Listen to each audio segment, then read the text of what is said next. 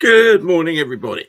Hi, I'm your host, Chuck Whelon, and welcome to another edition of Urfspace Live. I don't seem to have my regular co-host with me right now. Hopefully, he'll be along in a minute, but I've replaced him with somebody with similar political persuasions. Hi, this is Theodore the Magma Bear. Hi, Theo. Hi there. Hi. Theo, do you like the movie Zardoz? Yeah, that's my favorite movie. It's my favorite movie. It's definitely my favorite movie. And my favorite TV show is Space 1999. Oh, look, who's here? It looks like we got a guest. All right, let's see if we can bring the guest up. Do I have a producer here as well? It's nice that these people actually bother to show up. Here we go. Hello. Oh, there we are. All right. Hi, everybody. All right. Are we trying to play the intro? Well, I guess we could play the intro. What's that hat you're wearing, Theo? That's my Magma hat. Make America Great Britain again. So in this coming election, I want you all to think very carefully about voting for the candidate that's going to make America Great Britain again. Why am I on this show? Hey there. Play the Who's this? Play the that's intro. Dale. He's been my co-host up till now. Yeah, up till now. Well, he seems like some sort of a fellow. I actually thought that was a dog for a moment. How dare you, sir? I am an American bear. Not that there's anything wrong with dogs. It's just the bears are bigger, and therefore they're better. Isn't that right, folks? Why is there another screen in the middle there? Can I go in that one? Wait, I gotta go this way. Here we go. Oh, we've got Art Glitch saying hi. Oh, I love Art Glitch. I love that show. Amber. She's a proper American lady, let me tell you. And she wants to make America Great Britain again, don't you, Amber? Amber's yes, to find out. As a woman who understands bears. And I think she knows some things about puppetry, too. But hopefully we're not embarrassing ourselves too much. Yeah, too much. That's the operative word. Okay. All right, Theo, do you have anything else to say us? Well, I just want to make sure all the viewers understand the importance of this upcoming election. And to vote to make America Great Britain again. Remember, now, let's see now, Great Britain, they've done a lot of great things. That's why they're great. And, we came from Great Britain. Well, some of us did anyway. And, it's we un-American not to respect the where you came from. Sam, are we a puppet show now? Sam, I will pay you money if you go downstairs and take that puppet away from your dad. Well, how much money? Who are you calling a puppet? I happen to be a great American bear. Oh, wait a minute. I got to see how much money. It's not the money that's the problem. I would have to drive up there and give it to you.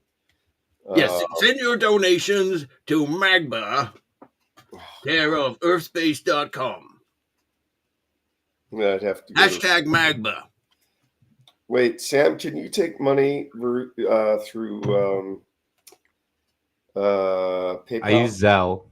I don't use Zelle. That's a problem. Okay. All right, I'm going to go, but I may be I'm going to have to leave a cash retainer with you next time to take money out of the retainer and go beat your dad. Actually, sounds like Theo's going away. What's that? He's watching the show now. He's going to, he'll let me know if he's got any comments. Amber's asking, what about Venmo, Sam? I don't use Venmo. I would have to make an account. I think it's just easier, Amber, if I leave some money with Sam on retainer and a baseball bat.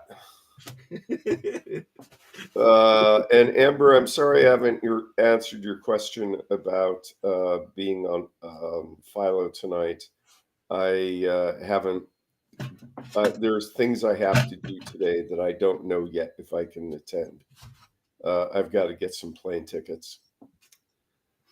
So what are we doing this morning, Chuck? Welcome to the Chuck Whelon Show, where Chuck will be drawing in 3 different styles today. Are you going or just one? I thought it might be a bit more coherent today. You're just going to do one style? Well, I mean, I feel like I've got a bit catching up on Pewfell to do. Okay, so you're just going to ink a Pewfell page? Yeah, but if anyone's got any requests for like a sort of warm-up drawing or something, send it in. I think we're doing that. All right, so I finished up this page that I started last time. Okay. I don't know if everybody remembers the story so far. Far from now, the ancient and crumbling tower of Ur drifts through the Urfspace. Oh no, it's great granduncle Pewfell. No, great. Well, I feel like there should be more greats in there, actually. I'll have to check into the right number of greats. It's great granduncle Pewfell. He needs changing again. Planet Earth Entertainment presents another long-lost extract from those perturbingly profound and misplaced manuscripts of the worst wizard on Earth, Pewfell Porfingal's prologue. Ew! Gross! Whose turn is it to sponge him?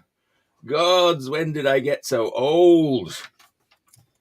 You do realize when you're holding the artwork up and letting it wiggle back and forth that the camera can't focus on it, right? No, I don't realize that. Well, you'll have to subscribe to @Pewfell, and then you can see the full story. And I'll read it again next week. All right, and then this page here, it says, oh, wait, can I unmirror that? Because that's confusing. It's not mirrored for us. It's only mirrored no, but it is for me. Oh. Well, can't you just look at the page? Well, I can, but it's confusing. Because I would, if I'm pointing there, yeah, okay. I had the answer once, but now I lost it. It's here somewhere amongst the weird tales of my adventures across the multiverse, righting wrongs, thwarting destiny, and doing battle with the very gods. I'm not sure if this is Pewfell's accent, as is the doom of all wizards. It's just what we do. He never did all that. Oh, yeah? Shh. And then, underneath it, I'm probably going to have to hold this up. See, you didn't see this. He goes, hi, I'm Noma Jean Gnome. You know me from my starring role in the webcomic Pewfell. I was the breakout hit character brought on to save the show and up the ratings, which I did for a while, until I got bored. All right, so that's page 3. That's as far as we've got. Okay. I made a mistake. I didn't put any boobs on page 3. Well, they're covered up. All right. They're respectable boobs. Now, okay, so I don't have any. Have you worked out the next page yet? Yes. Okay. What do we got here?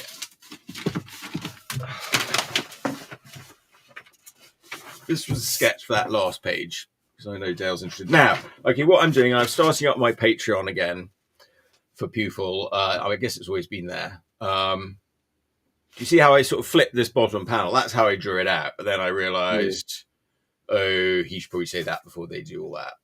I don't know. Okay, so you probably put that in the computer and just flipped it. Yeah. So I'll scan that up and manipulate the sketch there. And then, okay, so here's the next sketch. All right, actually, I want to change the ending. I've got to change the Noma panels at the bottom. But we'll see if we get to that. Because I sort of did that. But that was sort of what I did in my rough draft notes. And then I was like, don't think I really like that. It's not what I want to do. And actually, because I've sketched ahead, I'm like, okay, now she needs to do something else now. So let's change that. Okay. I haven't quite worked out. All right, so this is as I have it sketched. So I don't know if you can, how well you can see that. It's graphite and red pencil on what looks like either vellum or drawing paper. Yes. Graphite. Yes. So I have a sort of template sheet. That's one of those from the Canson comic art board book. So I got one of those. But then I didn't like it really exactly as it is. So I scanned it in and just modified it. It's basically that size though, in that template. And that's actually, that's a really nice size to draw at. My temptation would be to want to draw things a little larger, actually. But if you've got to sort of account for all this bleed area on the page, and I want to do that because I want to have some pages like this where it's going to sort of bleed off. Like mostly it's in there. When I did my original Pewfell, I did them on like 8.5 by 11 board, I think, or 9 by 12 or something. I mean, I've got them over there. I mean, I'm not sure. But actually, because of the Noma strip at the bottom, and look, actually, this fits quite well. So, like, this is 8 by 10. Like, so this is a good size for Instagram. So, you know, that works as an Instagram page. You know, anything out here is sort of extra bleed. On a print page, you can have that. And then at the bottom, I get an extra 4 panels, you know, or 3 or 2 or 1 or whatever, depending on what I'm doing. But, you know, the trouble is, well, yeah, even so, it would still be 4 panels. It's 4 Instagram squares. Okay. Now, that second strip you have running along the bottom, were you inspired by old comic strips, very old? Yeah, 100% inspired by Gilbert Shelton.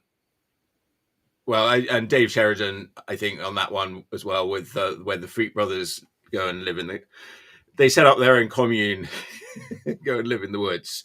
And then Fat Freddy's Cat always had they always had Fat Freddy's Cat's Adventures underneath it. But in that one, Fat Freddy's Cat Adventure was related directly to the main story. And, you know, he goes off on this ride in a bucket, like with a main story while the swamp. And I that to me, that was the most amazing thing I just loved it so much. And I always been an ambition of mine to do a comic where that happens. And I finally figured out how to do one. And that's actually I plan to top what he did. It's actually older than Gilbert Shelton and the late Dave Sheridan. That's actually having the 2 strips. I think, Rube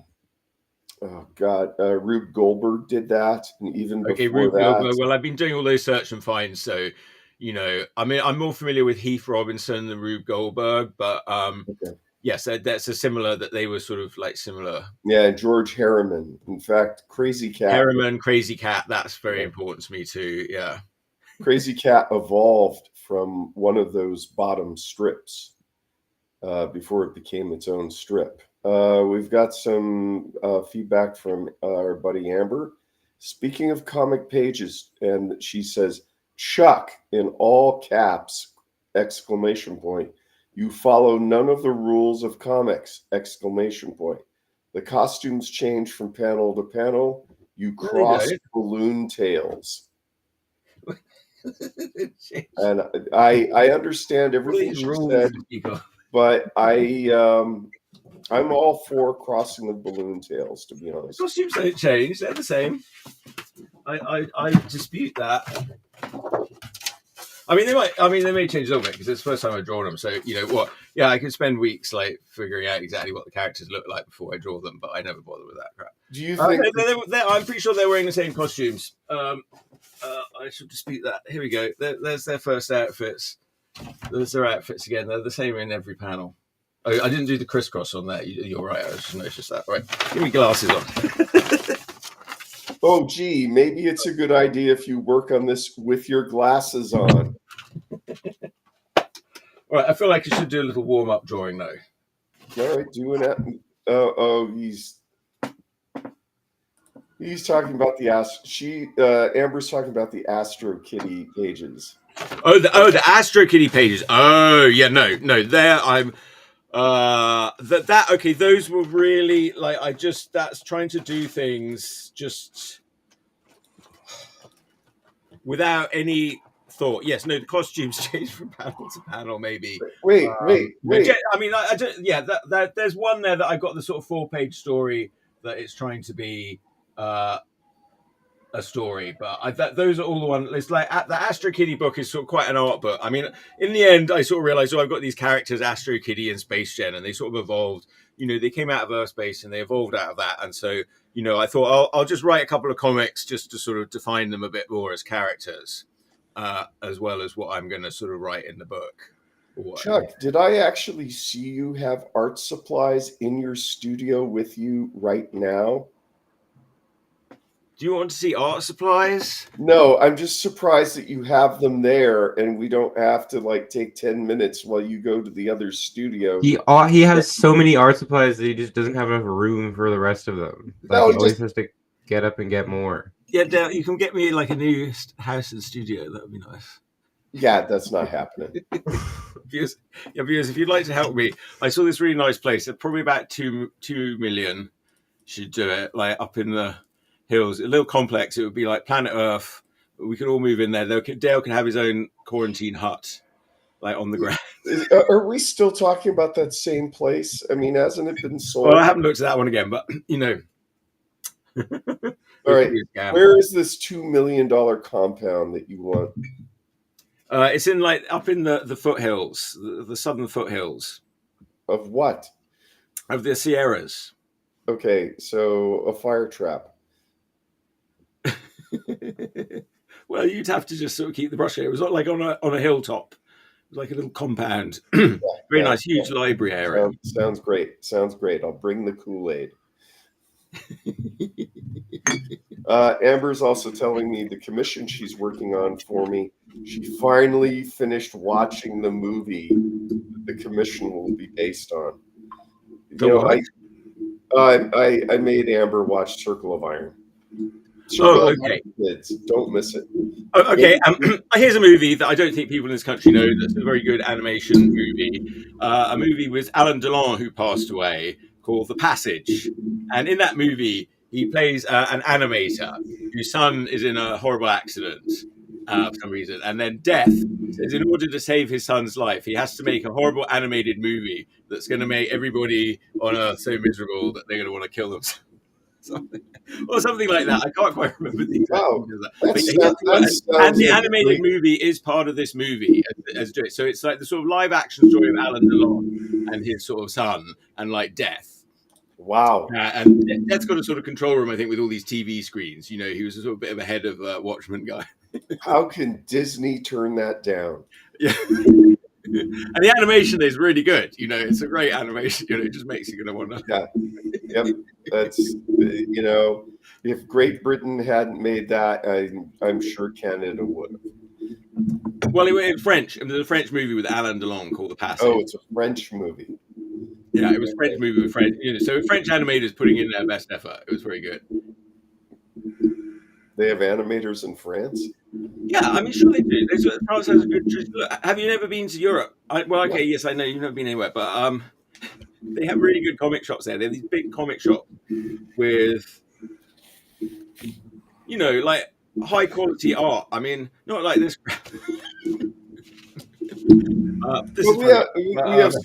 We have Stuart Eng books down in LA, or is it Torrance? I can't remember. But if you want high quality art books shipped to you within the United States, look up Stuart Eng, and Eng spelled NG books. Stuart NG books. Great shot. I've got some things to do in the art museum, but dude, you're having some weird feedback with your mic. Yeah, there's something. Is that Sam? Okay, it stopped. Oh, no. Hello? Oh no! Wait, I'm here. Dale's right. There's a weird knocking noise. Something's going on with somebody's mic. Oh, am I using the wrong mic? Is it me? Hello? Yeah, maybe. Well, is it gone? It's gone now. No, I hear it. Oh. That's my mic here. Is that on? Am I using the right mic? Settings. The mic is being rubbed against fabric, according to audio. Blue Yeti microphone. Okay. Well, my microphone is here. Should I turn it off? Well, I can't hear anything. Or I can hear you guys. I don't hear what you guys are talking about. Okay. Okay, now you muted yourself. And I don't hear the knocking now, so it must be on your dad's end. Well, I wasn't hearing it at all. Support. Welcome to the technical support portion of our program. Where Dale, it's coming. I'm getting it from you. Maybe if I turn the volume down on you or something. I don't know. Can you turn yourself off for a minute? Microphone? Yeah, give me a second. Okay, then it went away. It's gone away, right? Sam, do you hear it? Well, your voice is so lagged. Like your mouth moves way before the audio comes. Oh, is that because I turned the microphone off and on? But anyway, I'm not here. It's gone now. Okay, Dale, turn yourself back on. It's you. It's coming from you. I mean, I wasn't hearing it ever. Well, I was hearing like a sort of knocking noise when he was speaking. Do you hear it now? No. Okay, it wasn't my end. It wasn't your end? No. All right, well, it stopped now. Maybe it was just a weird feedback loop that started. Turn it off and on again. All right, I still think I'd like to start with a little fun drawing, though. Okay. What materials are you going to use? Well, going to depend a bit on subject. Well, if you're going to warm up before doing the Pewfell page, you should use. Okay, no, I've got one here. All right, this will work. All right. Wait, is that one of those paint pens? Is it a Sharpie? No, this is just a regular old Sharpie. No, use the pens you would. Oh God.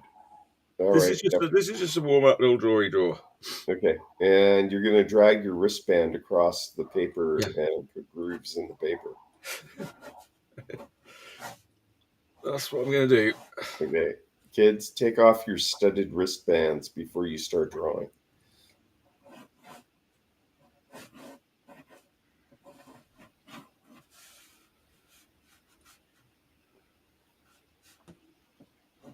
So Chuck is drawing without any underdrawing from a reference. So what he's doing is, in effect, blind contour drawing.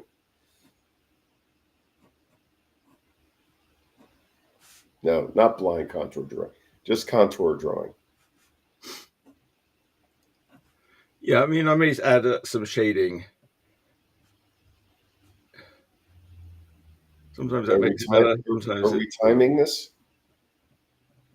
Not really. I mean, it won't take me, too long. Okay. So, Chuck, while you're drawing, did you go up to the San Francisco Zine Fest at the Metreon last Sunday? No, I did not. But did you? Yes, I did. And what did you see? First of all, I found all the people you told me to say hello to. And good. I told them that you said hello. Okay, good. And I feel bad, people. I couldn't make it. I'll try and do better next year. I told them that pretty much you couldn't be bothered to go see those peons. No, I didn't say that. Do you tell them about how abusive I am to you? I told him that you had an event. Actually, you did have an event that day. I do have an event. Unfortunately, it does coincide with a family event, I guess I'll say. But Zine Fest was nice. They asked everyone to wear masks, which was a lot of fun. They're still being very progressive about that. Yeah. So you can be there and you don't have to be as worried about going to other events. You're not going to go to any more progressive place on earth than Zine Fest. What? Yeah. I think that's actually true. Yeah, I think it's true. Hang on a minute. I have my bag of stuff. I have my bag of zines. Okay, this is going to get weird now. Hang on. I'm attempting this pose because it's kind of weird. This is my bag of zines. Okay. Sabrina has convinced me to start carrying reusable shopping bags, which she buys in the most obnoxious colors. And so let's see what I got at Zine Fest. I got this one, which I bought. It's just a collection of abstract and religious religious symbol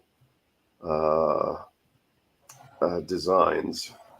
Let's see if I can find the one that sold me on it. So this is just drawings out of somebody's sketchbook, I assume. And if I forget the names of these people, I apologize. All right. Well, that's great though that you're giving them some air here on the show, though. Yes. Is there no URL or something on there for people to look at? No, but try googling tomato bird, TOMATO, and then the word bird, and it's a nice. I just picked up a haul of amazing local zines from the San Francisco Underground Comic Fest that was organized. I wonder if she was well organized a few weeks ago. It was organized. It was organized chaos. Yes. And you can see a number of these designs. They harken back to biblical imagery, but it's a nice zine. You know, it's staple bound. You know, you don't have at Zine Fest. You don't have to go for the full color. You can tell your stories in just black and white and make this stuff using a printer, or get it printed, or going to FedEx Express and using their copiers. Let's see what else I got.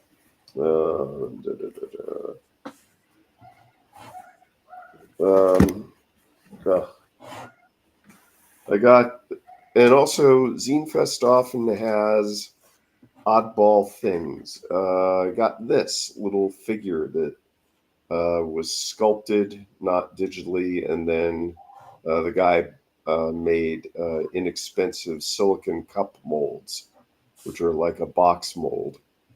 And it's just this little figure from his comics. I picked it up for probably more than I should have. But Zine Fest... Well, so things, the prices add up, but it's sort of going to a good cause, I guess. Zine Fest isn't just about zines. Sometimes people make little arts and crafts. And we talked about sculpting and casting for a while. What else do I have? I'm going to have to start putting this stuff back in the bag. I have no table next to me. Okay, well, let's see. I think if I put some shading on this, it's going to make it look a little less crazy. What else do we have?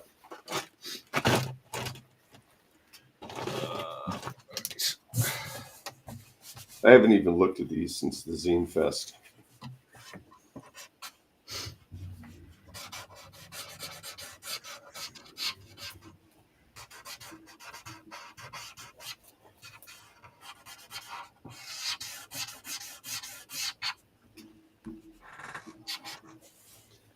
Oh, and California College of the Arts, they do have an MFA in cartooning. Yeah. And so I picked up the ad again, and we'll probably do nothing with it and not enroll. You're going to take. You're thinking of actually taking an MFA in cartooning. I'm probably not going to do it right now because I'm moving, but it's nice that their advertisement for their MFA in comics is a comic. Yes. But I still feel bad that I don't have a master's degree. Most of my friends have master's degrees, and my niece is now... Well, my D&D group say you need a doctorate to get any job around here these days. Really? I don't think there are doctorates in cartooning. If there was, it would be Sergio Aragones, whose 87th birthday was yesterday. He would be definitely a doctor of cartooning. Who's that? Sorry? Sergio. Oh, Sergio. Yeah. Yeah, well, he's a doctor of cartooning. Well, you want to get a doctor of cartooning? Is that your ambition? The first person ever to get a doctor of cartooning? I think you can do it. No, all of this. Someone's got to get it. Someone's got to get that. Someone's going to be the first. All this going back to school is just.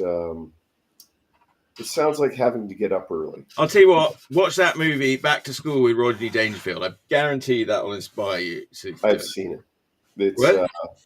Yeah. If you haven't seen it, kids, watch it. It's got a early appearance by Robert Downey Jr. Oh yeah, is he in it? Yeah, he later became Iron Man. Yeah. This one I liked. Out in a Jiffy. This is a little short comic, and it's by where's her name? Jay Francis. And I really like this one because, and I had her autograph it, which made her very happy. Always, when you buy a zine at the Zine Fest, ask the artist to autograph it. It doesn't cost anything, and it makes them happy. But out in the Jiffy, you can see that was its autograph. Now, there's one I like called Dope Cat Comics. Was he there? Who? Dope Cat Comics. I don't know what you're talking about. He's a zinester, a local zinester. He does a character called Dope Cat. He smokes a lot of pot. Oh, I remember Dope Cat. I didn't see Dope Cat, or I walked by Dope Cat, but I have seen Dope Cat at the San Jose Super Toy Show. Okay, he was there. Yeah, I think he's getting out there. He's doing a good job with it. Yeah, they're quite funny. I've read a few. They're sort of different. They're funny. The San Jose Super Toy Show is actually this month. I think it's the weekend of the 21st. If you can look for it online. It's at the Santa Clara County Fairgrounds. Or you can contact Sharon at Time Tunnel Toys on Meridian in San Jose. Should we all be contacting Sharon at Time Tunnel Toys?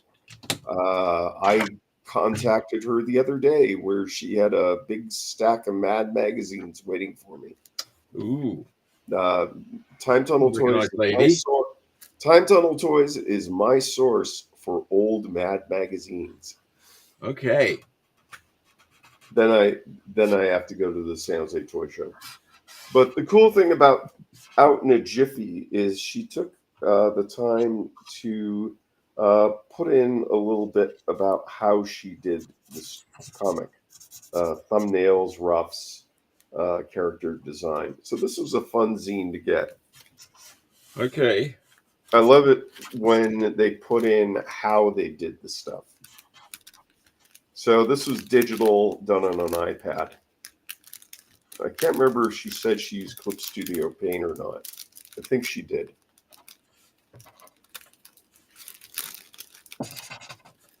Our buddy Joe Sick was there selling When We Were Trekkies, which is one of our favorite zines. What about Space Debris Comics? Was he there? I think he's Anthony. I don't remember.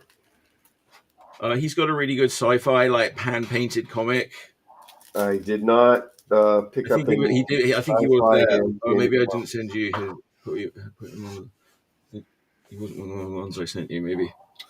Sorry about that. Yeah, he's great. He's got some great stuff.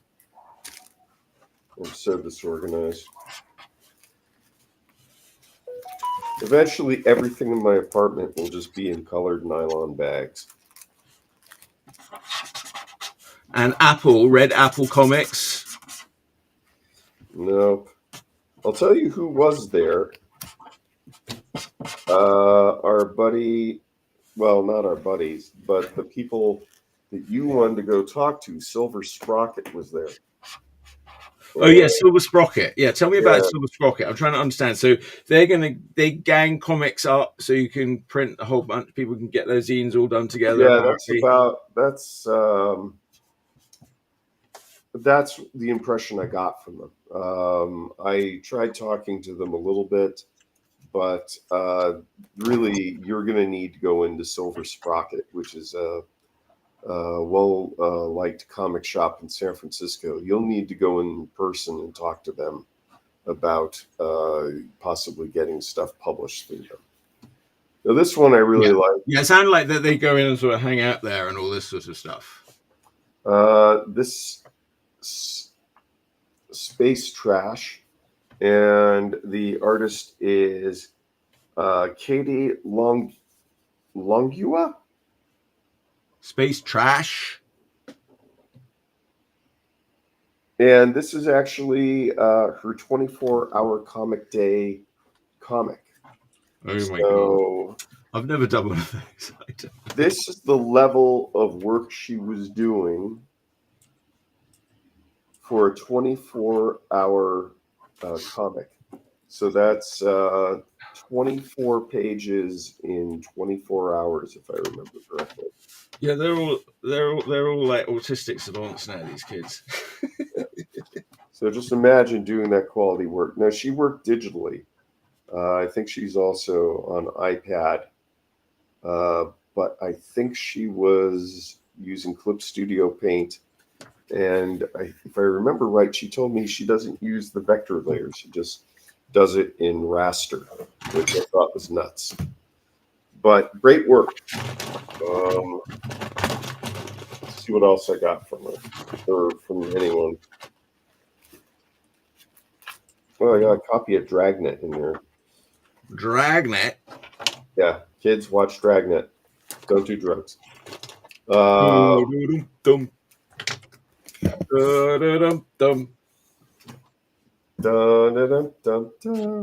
Sam watch Dragnet?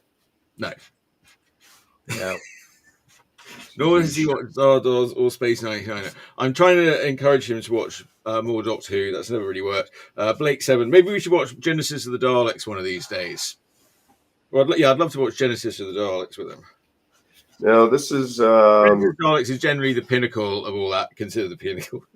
No, this is another one by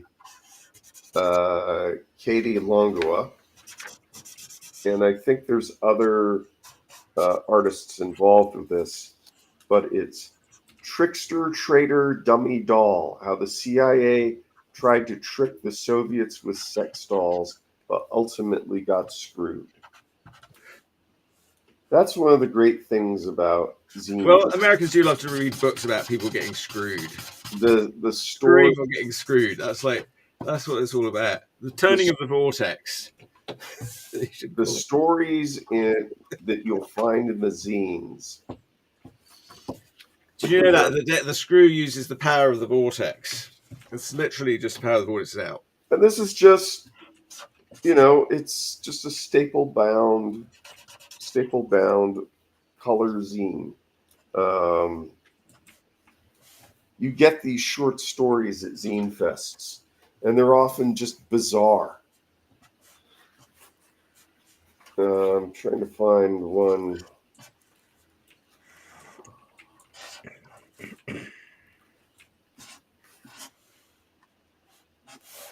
There we go. She's a very who is that? Is it Kim Wilde? I think. Okay. Probably. Now this is from Silver Sprocket. Their table, they had a number of different artists. And there was a story in old Basing, that someone had gone out with Kim Wilde. It was probably bullshit. And this is Your Black Friend, and the cartoonist is Ben Passmore. And I discovered Ben Passmore through Matt Bohr's wonderful, sadly now defunct comic magazine, The Nib. But I really like Ben Passmore's work. The Nib? And especially his color style. Oh, yeah. His coloring is just great. So you could probably pick this up yourself if you go to Silver Sprocket. Okay. Yeah, I should do that. I should go to shops. And I don't know. I'm really bad about shops. it looks Okay, like and Dale, I'm afraid I saw something this week that made me. and this looks like it got I watched like there's a really good interview on this Conan podcast, Conan the Barbarian podcast. this looks like it got the It was Frank Frazetta's daughter, not daughter, granddaughter, who now runs his empire, and they're all going. They fully went online. They weren't getting anywhere with doing shows. They went fully online, and now they're more successful. So they went fully online to sell prints, or well, just to do anything Frank Frazetta-y that they're doing, like doing shows. They went to shows, but they said it didn't work out. I do still sort of want to do shows, though. Yeah. And Mission Comics was there.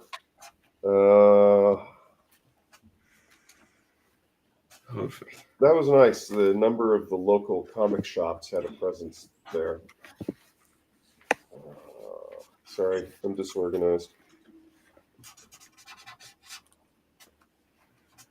I'm trying to find one that really leapt out at me. Okay, I've been spending too much time on that. All right. Fine. And then sometimes people just gave me free zines. I'm not sure. I think it might be Kim Wilde. Her butt got a bit small, isn't it? I should have. Oh well. Okay. Oh well, you live and learn. This is first drawing of the day. This is the guy earlier who cast that figure, and God, what was his name?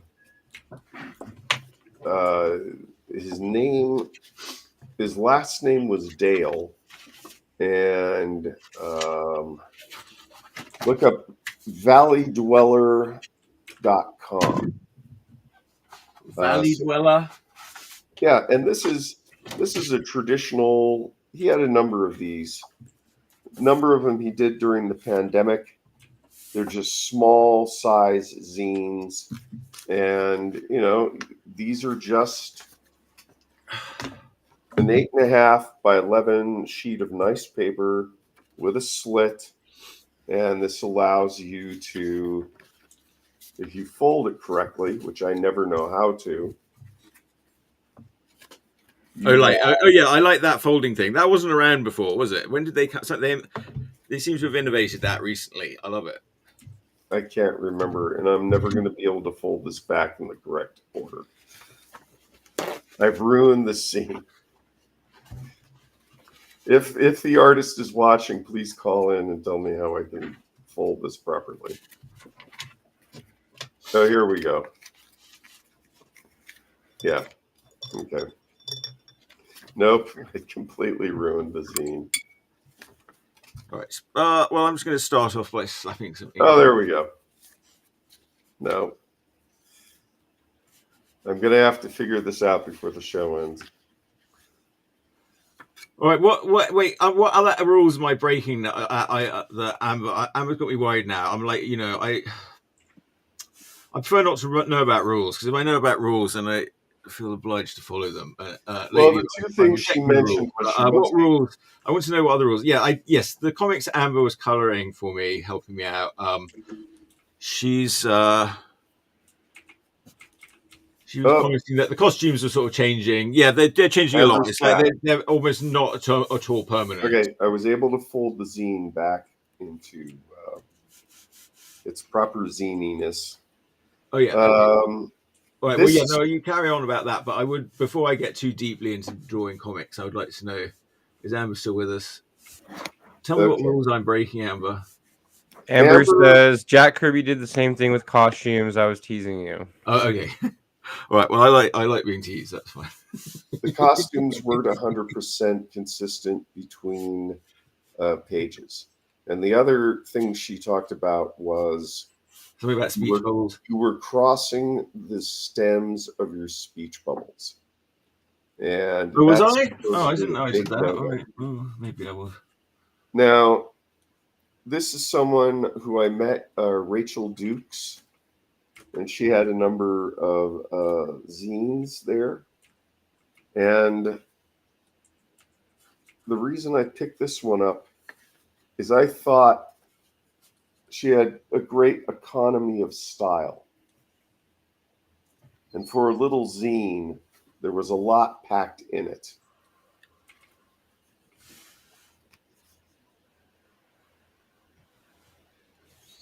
And this cat character that she has, she actually had plush animals there. So she had hired a company to make plush animals of her iconic character, which is something that Chuck should do. Yeah.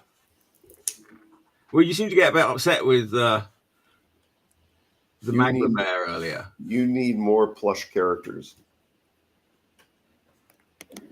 It's all right, Dale. I'm not going to replace you with the Magma Bear, but you know. Yes, the show could use a plush of me. Oh yeah, Cuddly Dale. If anyone would like to submit a plushie Dale, Plushy Dale, as merchandise, as potential merchandise for this show. There are sites that will make you a plush. I looked into when I was doing my Itsy Bitsy Spider Kickstarter. I mean, they will make you a plush. So, I mean, it could happen. They're a little expensive. This is one of the things I really love about Zine Fest is there'll be things like this, and they're just little informational zines that you can pick up, and it will give you information about practically the subjects are just wide. Now, this is Know Your Rights for Protesters.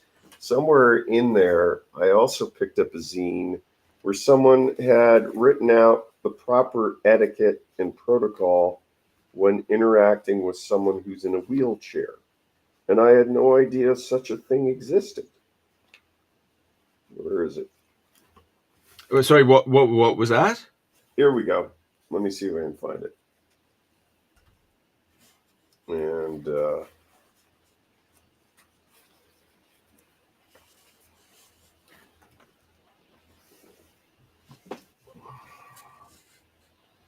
and this is another one by Rachel Dukes. I picked up 2 zines. They're blue because they're rhizo printed, which is a reproduction process that I'm unfamiliar with.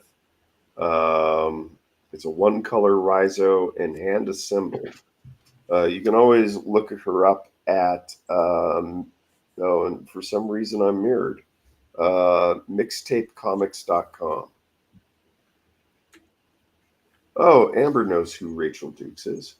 Yeah, I was impressed by her work. And I was also impressed by this format, this little zine format, and the legibility in it. But this is one I picked up by Robin Alarish called Don't Touch My Wheelchair. And I had no idea. Touch my wheelchair. I had no idea there was protocols.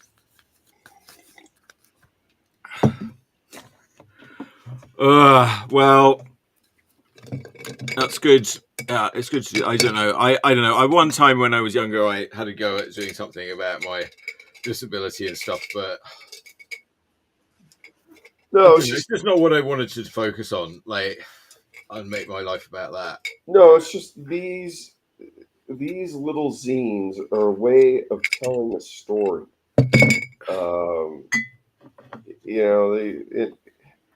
Sure, you're selling them at Zine Fest, but they're also something you could just leave somewhere, like a chick tract.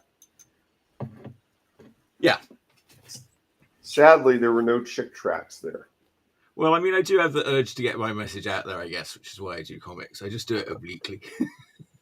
No, those are the same ones I was picking up. So, I'm probably just picking up the same zines over and over again. Mission Comics was there, and they had an old zine by our pal Shannon Garrity, Andrew Fargo's partner, and it was just I picked it up because Shannon had drawn an Edward Gorey style Shannon? zine of Trouble with Tribbles. So Shannon had? I had to pick that up. Shannon. Wait, yeah, she's Shannon. Shannon.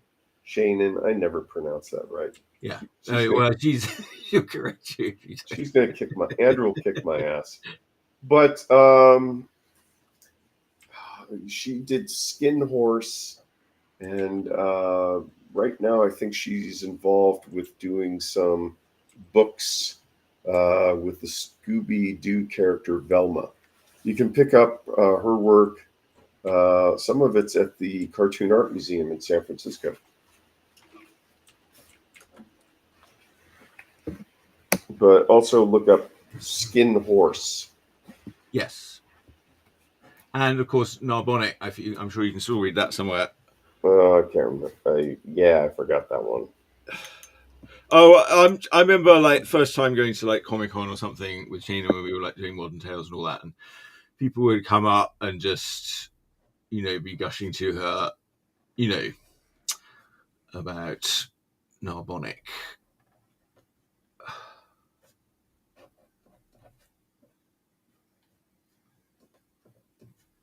Well, it is nice when people come up to you out of the blue and say, "Oh, I love your comic." They're usually very smart, clever people, I've noticed.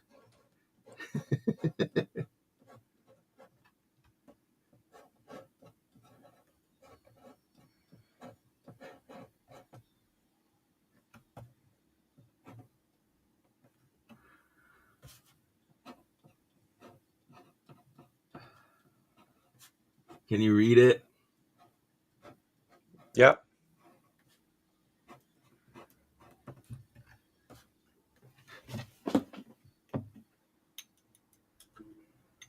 All right, I've got my little system with an egg cup here. I've got an inky egg cup.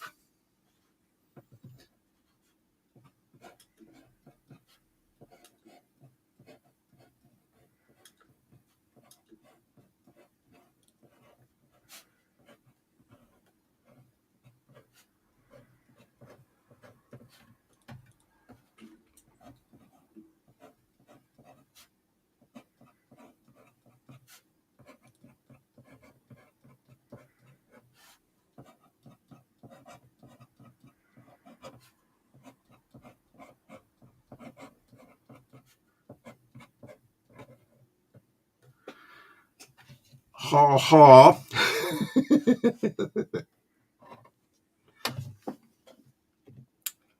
I'm quite pleased with my little prologue here because it's a little preamble, but now I'm not sure what she's talking about crisscrossing. Wait, you guys went very quiet.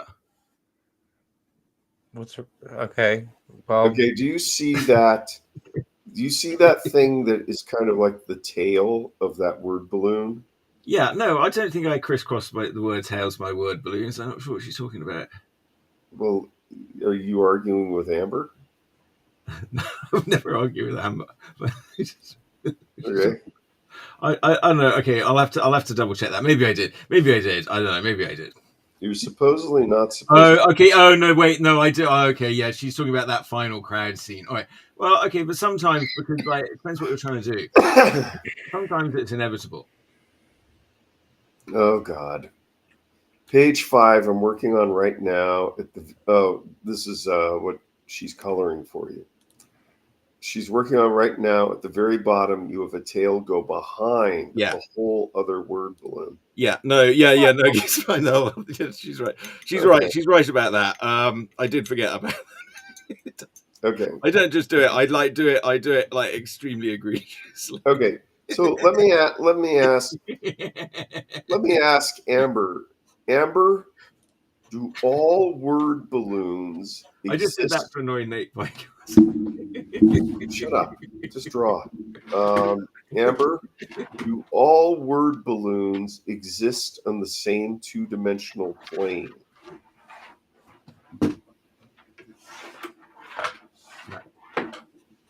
There are near ones and far ones. I think word balloons and thought They originally, it was breath. When you breathe on a hot day, out comes air. All right. So the first cartoon word balloons were done like they were air coming out of your breath in a hot day. No, they weren't. Yes, they were. No, they weren't. The first predating the cartoon word balloons, it was actually like strings of words coming out like on a ribbon. I would have to look up the art. I think that was in. That might actually be an illustration in Mort Walker's Lexicon of Comicana. I think that Mort Okay, Walker. I would like to see that because I've never seen that. Yes, no, I'm aware of what you're talking about. Well, a good question, which of those came first? But there's definitely some point in the origin of cartoon speech bubbles that they were like little puffs of air. I mean, and that's what essentially they are. So, you know, they're in the space with the characters. Okay. Just as your words echo in the air around you. I don't know where the modern word balloon came from. I would have to probably look up Scott McCloud's Understanding Comics. He might cover that. Okay, now. Well, it sounds to me like I'm upsetting your theory that they exist on a two-dimensional plane. Well, that's okay. Amber is responding to us. Amber says, depends on the comic. Some people draw them layered with people in space, but I remember having a 3D Donald Duck cartoon where all of the word balloons were on the same plane. You misspelled plane, Amber. Of the That's cool. They're on the plane where they could take a plane. Yeah, on the plane of the gutters and page with the art pushed back from there with the 3D.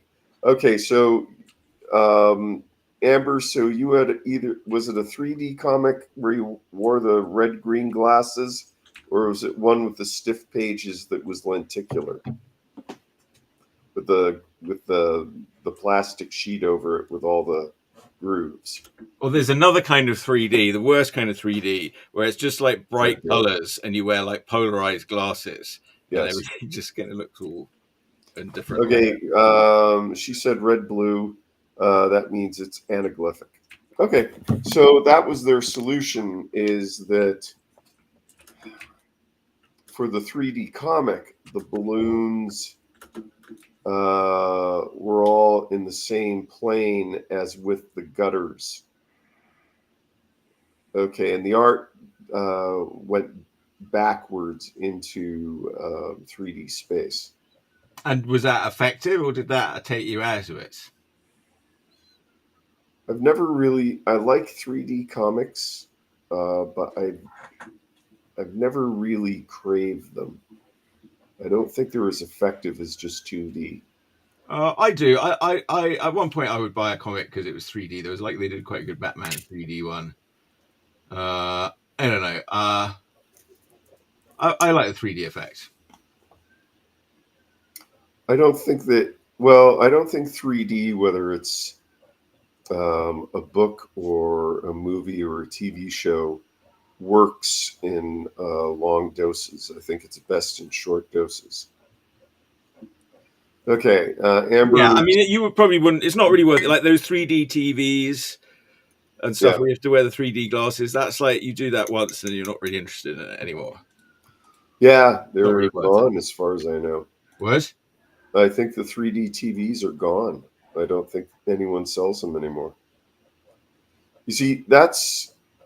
Well, no, I think they can all do it. You know, it's just you have to wear sort of polarizing glasses to look at a 3D program. I mean, if there's just a feature that the 4K HDK or whatever TV that those high definition TVs can do it. I don't know if those are polarized glasses or if those were liquid crystal shutter glasses. They're shuttered because they have to be powered. Yeah.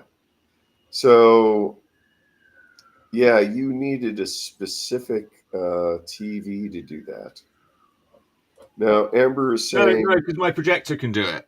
You know, I've got the glasses. You can look at a 3D program. If you don't have the glasses on, you know, it's... Yes, but your projector has the plugs for the 3D glasses?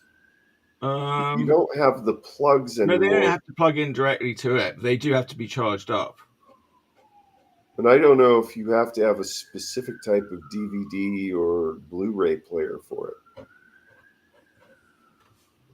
Okay, No, you don't. Well, maybe you do. Yeah, you probably do. I don't know, but it's more to do with like it has to be 4K HDR or whatever. If it can't do that, then it can't do it.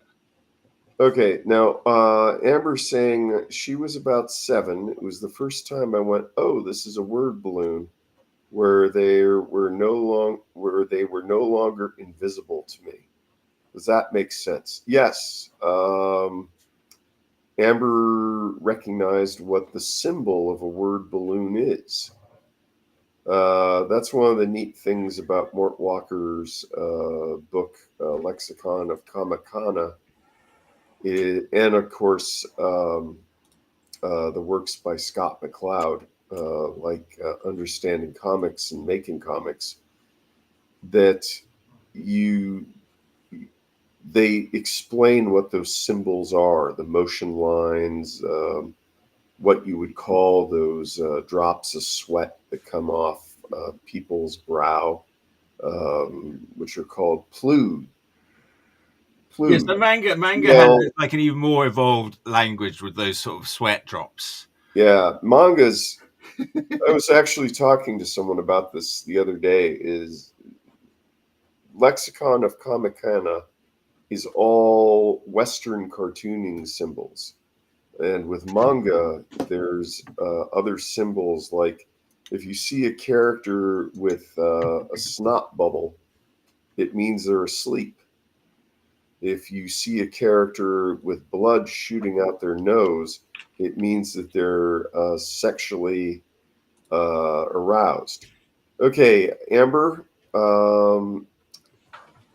Amber's saying, "Holy for Holies." That book is $75 on Amazon.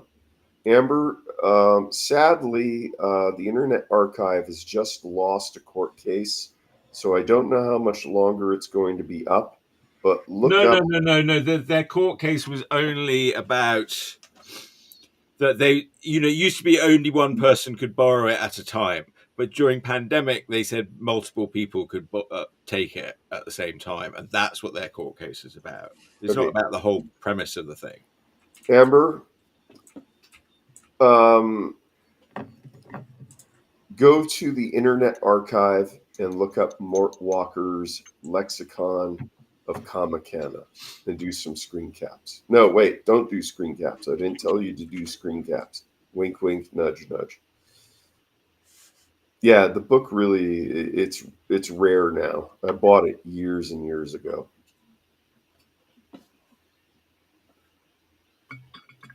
But yeah, spend the $75 and don't go to the Internet Archive.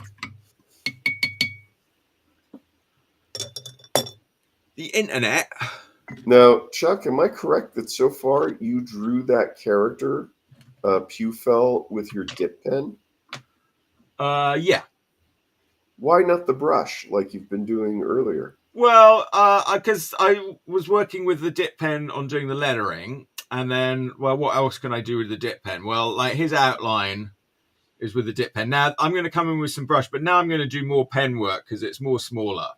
Okay. I will come in again with the brush and do some stuff later. Now, when you say pen work, now I'm going to go quite small and do this one here. Okay, so you're now moving on to the Pitt Artist Pen. Yeah. The archival Pitt Artist Pen. Yes. There are different pens that you could use. And I don't know. I wish they had one that's somewhere between the small and the medium. The mediums, the small is a bit too small. The mediums are a bit too fat. And the mediums are a bit hard. They're not juicy enough as the small ones. I thought Winsor & Newton had like a line of those pens, but in relatively small increments. Yeah, there's I've got the Copic do as well. I got a set of the Copic ones, but there's too many of them I've done, so I just don't end up using. I think I've seen sets of them. I don't know who the manufacturer is, but either Flax in Oakland or one of my favorite art supply stores in San Mateo, California Art Supply. That'd be a good place to look for those pens.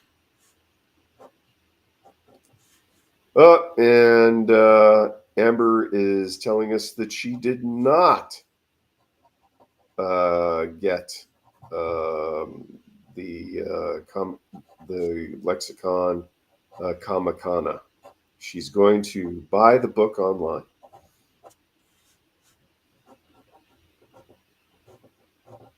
Well, I recommend. There was also other big news, and this was reported by Scott Shaw, and who's a pal of Sergio Aragonés, and by Mark Evanier, who is a television writer, one of the writers on Sergio's comic book Gru, and isn't he the main writer? Does other people write Gru? I thought he was the only one that ever wrote it.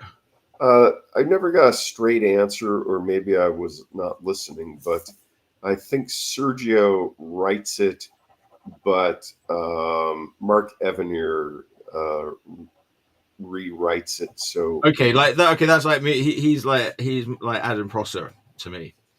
Yeah, well, Adam Prosser hasn't really worked, so I did send it to him, but he's busy with his own life now, so I don't know. But this one's more all my own work. I mean, I started working with Adam because I didn't know enough about writing. Adam was quite a good gag man, and he would sort of polish it up and put in like gags and make it more relatable. And he did, he helped sort of me understand the sort of the world and what I was doing a lot working with him. But I guess this one I'm doing on my own. Yeah, but Mark Evanier has a long-running blog called News from Me, which I recommend. And it covers entertainment, covers some things going on in the comics world and convention world. News from Me by Mark Evanier. And he reports that the Comic Arts Professional Society in LA, known as CAPS, is officially going to be disbanded. And I think it's been around for 40 years. It could be 50. But Mark Evanier, read his article about it. The society, this organization, it's had some troubles over the last few years. What, financial troubles, scandals? No, it's more according to the article, comics grading scandal. The leadership was not liked by all of the members, and there's some question now of who do you let into a comics organization. Like, you just went to the National Cartoonist Society meeting in San Diego, right? Yeah, and everyone was like, who let him in? Yeah, but the thing is, you're a full-time professional cartoonist. There's a lot of people who aren't, like me, who would like to belong to an organization like that. But the argument is they want to keep it just professionals. It's not a good idea to have ne'er-do-wells and hobbyists like me be in it. I didn't say this to anyone, but I wouldn't want to join any organization that would have me as a member. Yeah. Years ago, when I was taking the class down in Southern California, it was asked, why am I not a member of CAPS? And of course, the person who asked me was drunk. Just a little. And I just told him, I'm not a professional. Okay, Amber has been asking, why hasn't Walker's book, the Lexicon of Comicana, been reprinted? Yeah, I mean, that's the book I've always wanted to get, and I've never seen it either. And I've known about it for years. I mean, I read about it reading, Johnny Hart had a book. Yeah. That was a good book. That was a good one for me, actually, in terms of actually drawing like cartoons and being funny. Johnny The Hart. thing he said in that I remember that was very important was, if it's funny when you first thought of it, it probably won't be funny by the time you finish making a comic about it, but just trust that it was funny when you first thought of it. Chuck, Amber's going to send you something electronic. Ooh. Yeah. Oh yeah, thank you, Amber. I saw you that you sent me pages 2 and 4. I didn't see page 3, but I didn't really have time to look properly. By the way, Amber, I don't know. I don't know who owned the rights to it. I remember when I got it, it was expensive at the time. It was still being printed. And I think it may have been owned by a university. But the lexicon of Comicana is, what I was told, it started as a joke. It was Mort Walker adding names to comic symbols that everyone knew, but no one knew the name for. Yes. I think it was. Yeah, it's a sort of funny idea, but yeah. So he came up with all these ridiculous names like Bralixies. But I know, like Amber's like me. She wants to know the name of all these things. And Swaloops and Pludes and Imata. And the problem is that there are people who write about comics. Imanata, that's what they call symbols. That's the name he came up for them, generally. Yeah, those words still survive because there's no other name out there for them. Yeah. He named it. Yeah. If you get there first, you get to name them. Yeah. But yeah, in my library, there's a number of old books on cartooning that just don't exist anymore. Part of it is because we're moving away from pen and ink, unlike Chuck and some other artists. A lot of kids cartoon on the iPad. That was one of the things I was asking when I was at the San Francisco Zine Fest. What tools are you using? And you hear iPad and Procreate a lot. I heard iPad and Clip Studio Paint. Some of the people there had Cintiqs at home hooked up to a desktop computer. But not many of them are using Nomad Sculpt on the iPad to build 3D models to work out perspective. So they've all heard of Nomad Sculpt 3D, but none of them have tried it yet. So I told them to try it. Mm-hmm. So if you're the developer of Nomad Sculpt 3D and you're watching, you owe me some money. Well, maybe one day. Well, Nomad Sculpt 3D's days are numbered. We see it on the news.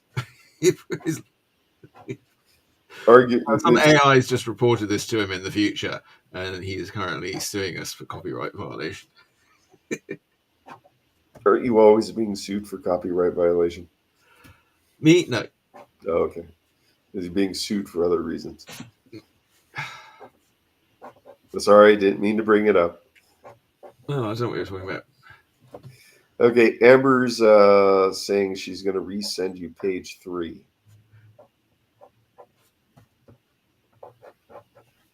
You know, this is interesting because previously, when you've been working on the past pages, you were using the brush to draw all this. You're putting a lot of pen work in today.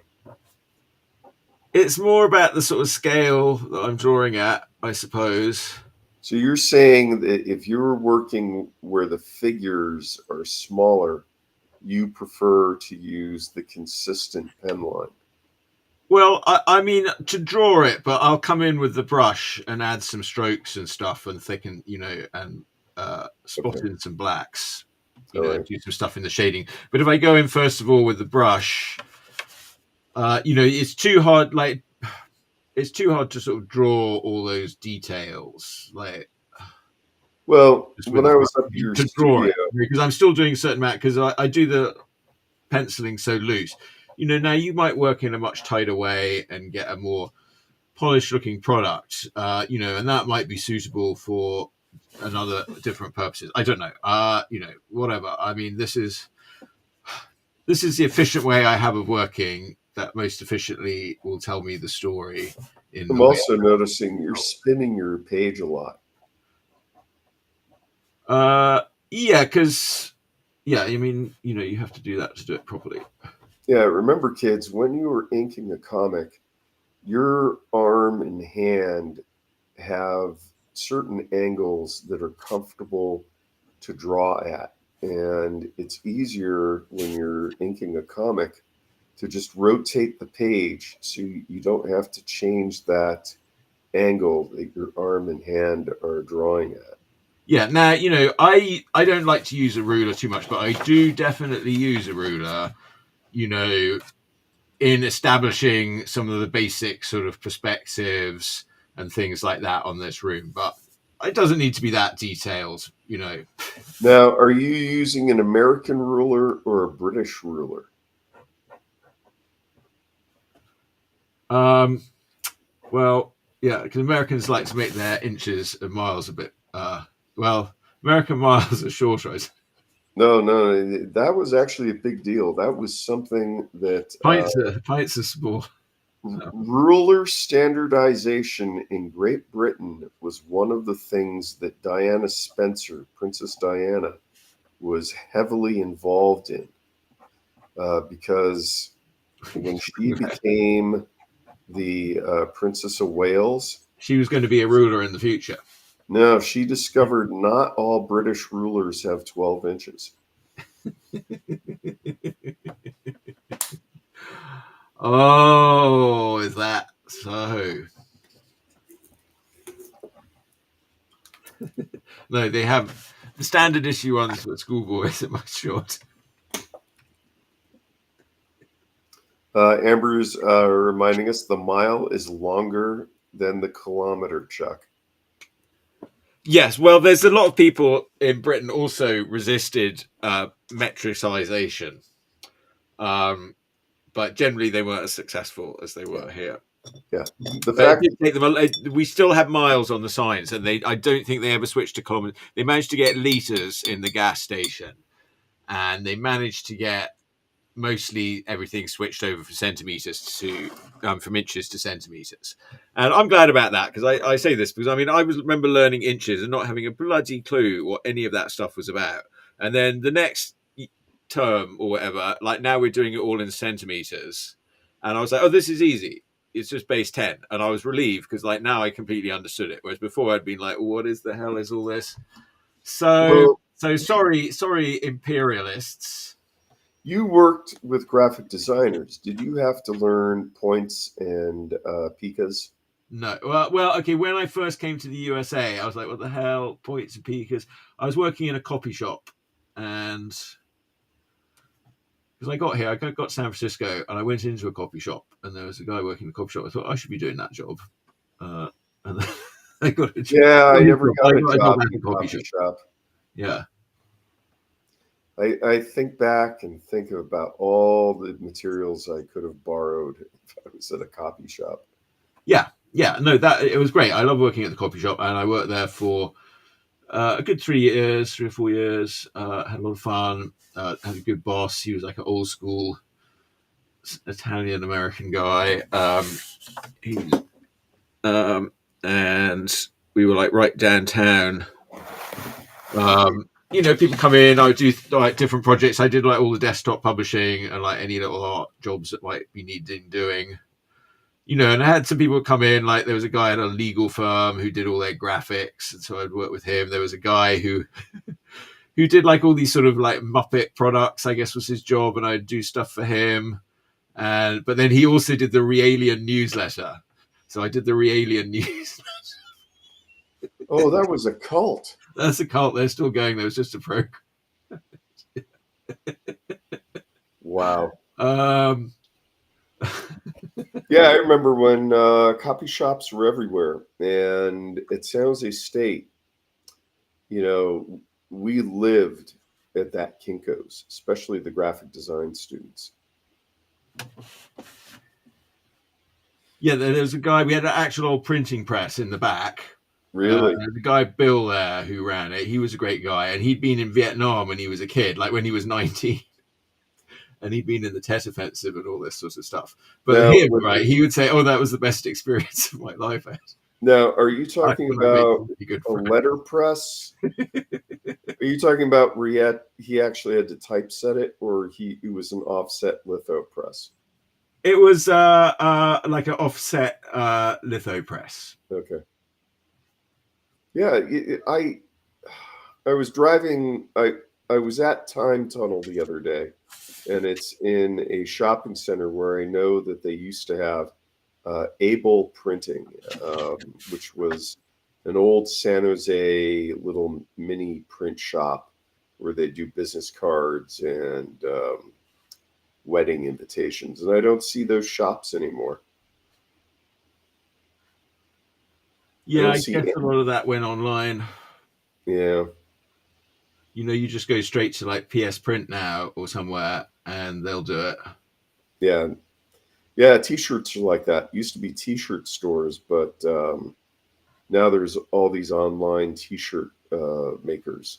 Yeah, my friend's uncle had a T-shirt business, which I think he did pretty well, like printing and manufacturing T-shirts locally. Yeah. Like down for, I guess in Santa Cruz and that sort of area. I think he lived down in like Los Gatos, but yeah, I think he was pretty well off. I think. I mean, I think he retired a while ago, but yeah. Well, that was all silk screen, and if it wasn't silk screen, it was heat set vinyl or heat. Heat. No, it was. I think it was vinyl. Once in a while, a T-shirt place would also have a shirt squirter with an airbrush.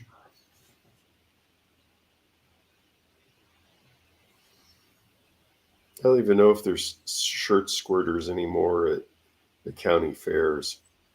Shirt squirters. What are you talking about? That's what they were called. They would all have about a dozen Pache VLs, each with a jar below filled with a different color fabric paint. Okay, yeah. So, like, yeah, George Weber would do that. I think where he would sort of paint T-shirts. He would paint T-shirts live for people at the mall. Yeah. And Amber's reminding me, and she did tell me about this. Amber was a shirt squirter. She did that at the Mall of America.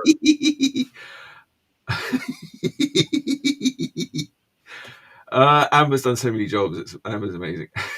Amber is truly a working artist. Yeah. She's a shirt squirter. And that's not the same as a wet T-shirt competition, folks. Just in case you're getting excited. I did it once for a friend. I didn't. Problem is, I had to change a wet T-shirt competition. No, I squirted a shirt for. Oh. I did the whole California beach scene on it. I pulled out some issues of Airbrush Action magazine because I used to have articles on doing T-shirts, and I pulled those out. He's wearing a sleeve here. Right. The squirt shirters could do it in a few minutes. It took me hours. And wait, you were standing around for hours in a wet T-shirt? No, this is me in my parents' garage, airbrushing a T-shirt for someone. It's probably turned into a car wash rag by now, or used to wrap a dead body. But they were also doing leather. Ooh. You can paint on leather with acrylic paints. And that was hot for a while. People would get their leather jackets airbrushed. I don't even know if people buy leather jackets anymore. I don't even know if people airbrush motorcycles anymore.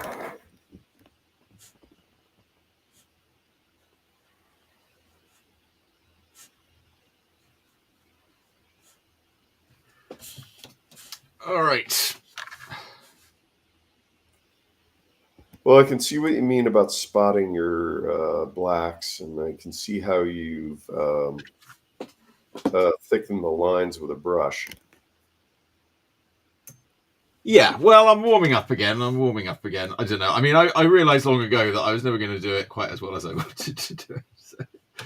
So now I just do it the way that I do it. No, well, the thing is, you've been doing it so long, your shittiness is pretty good.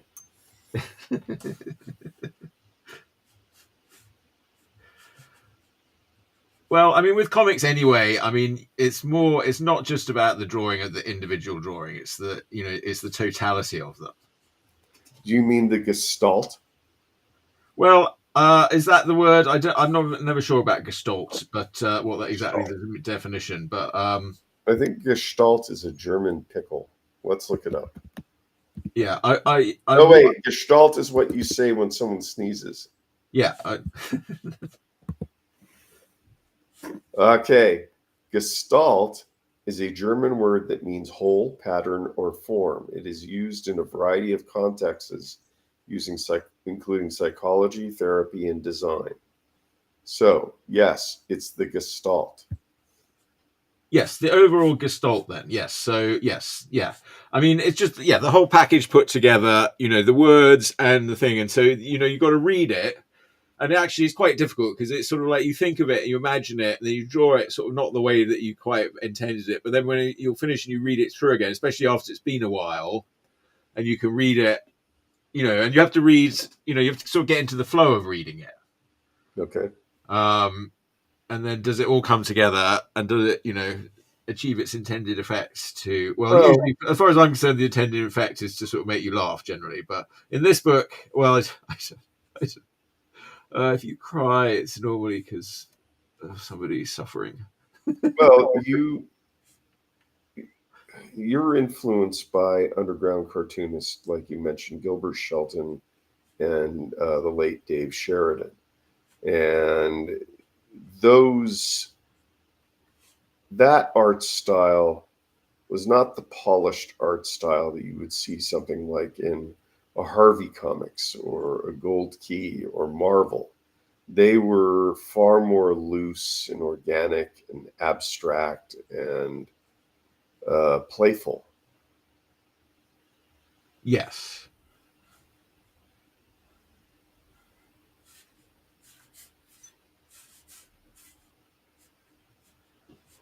You have some of that. Yeah, I mean, there's sort of things. I mean, okay, so a lot of what I was doing with the Urfspace stuff was just sort of finding what's the most sort of easy for me, where's the most comfortable, what sort of lines do I really like to do. Okay. So learning about some of that stuff. Urfspace is an exercise in finding the artistic lowest common denominator. Yeah, or just a sort of minimalist, like how it was sort of an exercise in minimalism mostly. Okay, I don't see it that way. Why? Because there's so much of it. Yeah. Well, that's the irony. I mean, the thing is, like when you get that minimalistic, I could do quite a lot of it. So it was a way of building up a body of work quite quickly.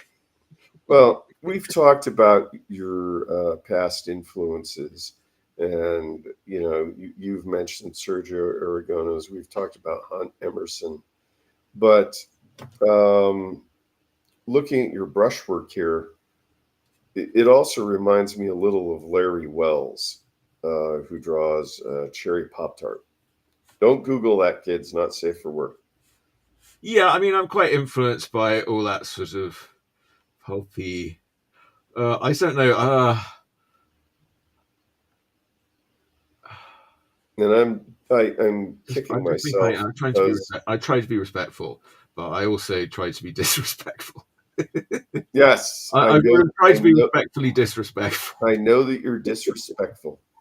I'm respectfully disrespectful.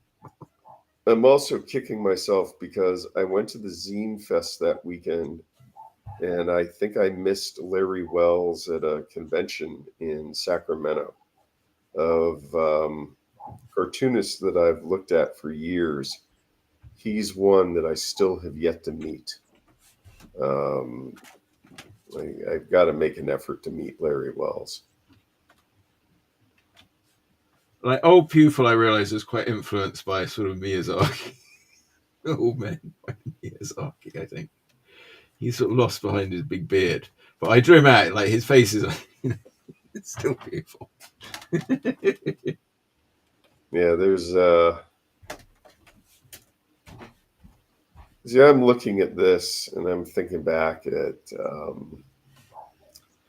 comics by Zap, and I'm expecting to see some marijuana leaves and some mushrooms.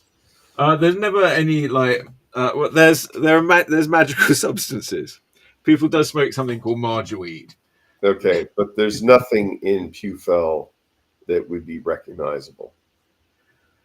Yeah, he doesn't. I mean, there's like they drink old gutter brow. Okay. I guess that's beer. Yeah. So yeah, I guess they're alcoholic drinks. Yeah, it's like all the stuff that was hidden in the Harry Potter movies, like butterbeer. I didn't think butterbeer was very well hidden. It was like but I think what was hidden. But I think what was hidden that was alcoholic. Okay, I suppose. I don't know. Yeah, it seemed like yeah. Well, I don't think we should be discussing that. We'll get a cease and desist letter. She keeps doubling down. I'm like, why? I just think it's so funny. So for years, like she didn't say anything, and everyone was like, "Oh, J.K. Rowling, please tell us what you." Please tell us what you think. And eventually she's like, "Okay, here's what I think." And everybody's like, "Oh, shut up! Shut up!" Yeah, talk about killing the golden goose. I don't know what the status of the franchise is anymore. I don't know if they're still making any of those movies. I was at my friend's house with young kids, and there was Harry Potter posters on the wall. I was at. Remember when I came up to visit you, and I told you that I was sick of you, and I was going to go over to Amoeba on Haight Street? Yes. Okay, so Amoeba is also an awesome. That is a record store. It's not like a single cell life form. Yeah, Amoeba is Amoeba Music, which is. People are going to see the Amoeba in San Francisco. It does not mean they're contacting the alien mothership. But CDs, there's a giant single cell life form that lives in the Haight-Ashbury. That's right. Trust me, there's a lot of single cell life forms. It's responsible for the progressive San Francisco's progressive agenda from the microwave brain waves it sends out. Don't. Just be careful when you're in the Haight. Okay, I've made a mistake. Okay, I'm confused here because actually, I think now I want the globe. The light should be glowing from the globe. So, but I don't know. It's too late. There should be a little more dark, and then the top of the rim here, the hat. Okay, it makes sense. All right. You want me to shut up? No. It's just I'm making up as I go. That's why they invented whiteout and computer error and all this sort of stuff. You can. No, if you can take it a lot. I mean, it was the whole thing. In the old days, you could cut it out. And you just like do it, and I would do that. You put another sheet on top, you cut through, you cut it out, the sheet on the bottom, and then it just fits in exactly in the hole you made. I mean, that's what I would do in my first job. Yeah, don't you have a waxer anymore, or some spray? No, I don't have one. No, I never had. That's not one of the things I took for my first job. They did let me get one or buy one of the light tables, like a big old light table. A light box, but it was too big. This was before I came to States, and I couldn't bring it when I moved over here, and I never had a light box again for years until recently, where they're relatively cheap again. My light box, my first light box in the 80s was an old plastic beer sign that I took the top off and replaced with a piece of plexiglass. Yeah, well, yes, you figure out some ways to. Now you can go to like California Art Supply or Flax. Or Lens Art in Santa Cruz. I think Lens has them. But you can buy LED panels that are these amazing light boxes. And they're portable. So this is the sort of thing where, like, probably, you want to get an actual hand. Look at the shading. more complicated. I could have spent more time figuring it out, but all right, I think it'll be fine. I'll work on it a bit, and it will come together. The thing is, I did a shadow underneath there. I'm gonna have to lighten that shadow up. That's the only real thing I did wrong. You can go to art supply stores and buy a mannequin hand that you can pose. Or you could just look at your own damn hand in a mirror. Have you considered putting a mirror by your drawing table? Well, I do. I have one over here, which is not immediately visible. I mean, in the other studio, not the real my garage. This is more my wet area. That's trouble. This is my wet area. Yeah.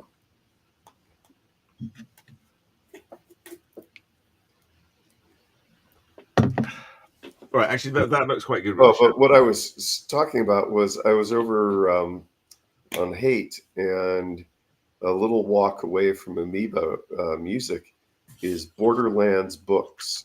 They used to be in a different location in San Francisco. The science fiction bookstore is right next to the giant amoeba. Yes, the science fiction, mystery, and horror bookstore is quite close to the giant amoeba. And that's nothing to do with aliens brainwashing us and preparing us for their takeover. They sell rare books, and they had a bunch of the old Harry Potters in hardback. So okay, those rare. I mean, those were printed in larger quantities than any book in the history of book printing, weren't they? Depends on that as rare as a dollar bill. Depends on the edition. Okay, they were first edition, but even the first editions were printed in more volume than anything. I didn't bother to ask what they cost. I just assumed if they're locked up under glass, they were not cheap. Wish. Like anybody, all the Harry Potter fans bought the first editions. That was the whole point. Well, I worked at Computerware when the first book came out, and all the kids in the phone center that did phone support and customer triage for the Computerware chain, they all became huge Harry Potter fans. They were begging me, "Oh, you got to read this," and it was I can't remember if they had the English copy or not, because that was titled Harry Potter and the Philosopher's Stone. And for the U.S. the Philosopher's Stone would have been the English one. Yeah. But they all begged me to read it, and I read it, and it was, it was drivel. I'm sorry. Well, the thing is, the first one is like a sort of kiddie book. And then the second one also, like, still a kiddie book. Third one, it suddenly gets like, oh, wait, it's got a little more mature. There's a really quite interesting plot. Oh, there's some callbacks to the first book. Like, oh.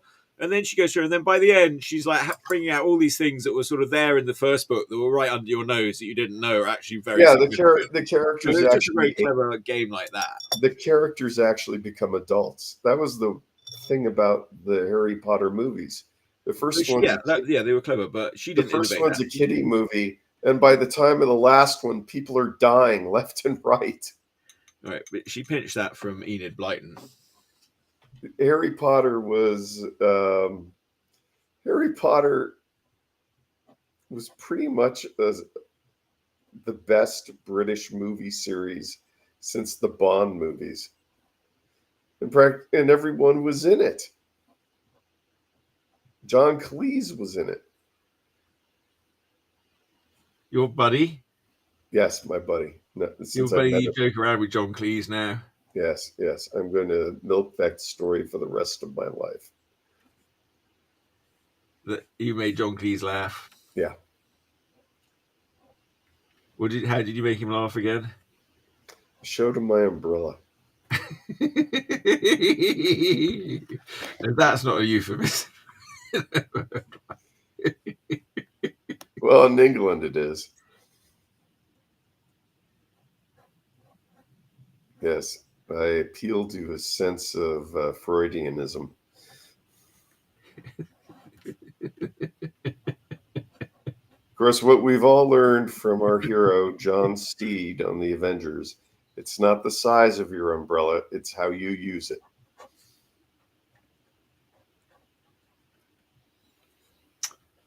I've got a little fold-up umbrella. Yeah, that doesn't surprise me. I have a combat umbrella, and I'll tell you, kids, I highly recommend combat umbrellas. I brought my combat umbrella to the Zine Fest, and if you're going to conventions, I recommend a combat umbrella. Although I am thinking about getting one of those walking stick with a seat on it called I think they're called shooting sticks. Yeah. I've been trying. I love shooting sticks. Because I'm not much good. I'm not a great stander. No. So it's used to sort of rest my ass. And there's a lot of standing when you go to a convention nowadays. But the trouble is, they only really work in a field because you spike them in the ground. I guess you can get one with a rubber foot probably, but the ones I've seen have rubber feet. Okay. You're using it like a monopod for a camera. I mean, I think underneath that rubber foot is a spike. Yeah, my combat umbrella has a spike, big nasty one. But I should have, when I went to the GalaxyCon in San Jose, I should have brought my folding camp chair. Amber's letting us know she's sending you page 5. Awesome. Chuck says awesome, Amber. I can get those finished up, and then my next book I'll complete. Yeah. By the way, in case you weren't paying attention, my grandmother's book's just been released under Planet Earth, called "How I Grew Up," all about her story of growing up in. As a teenager during World War One, largely, but also just generally her time growing up. She was born in 1898, and she was a feminist. And I've got to get some of these stories. There's some very funny stories and anecdotes in there. There's also some tragedy. She was quite a proto-feminist, and she'd sort of written to the suffragettes when she was young, and they came around expecting to meet this lady, and then they found like a little girl who'd written them a letter, and she became in the first group of women to publicly get her degree from Oxford University. And so it's got stories about that in, and a lot of other things. She had.